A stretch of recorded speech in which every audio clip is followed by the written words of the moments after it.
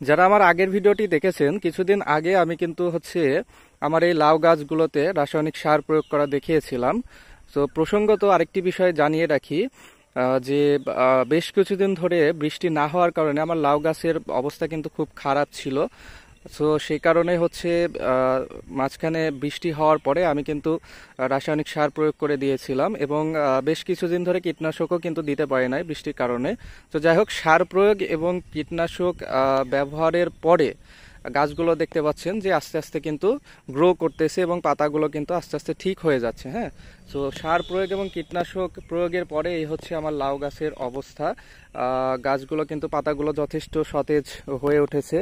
এই যে ডগাগুলো কিন্তু নতুনভাবে আবার নতুন ডগা নিচ্ছে। হ্যাঁ, তো পাতাগুলোর অবস্থাও কিন্তু খুব মোটামুটি সতেজ হয়ে উঠেছে। সেই হচ্ছে কীটনাশক প্রয়োগের পরের অবস্থা।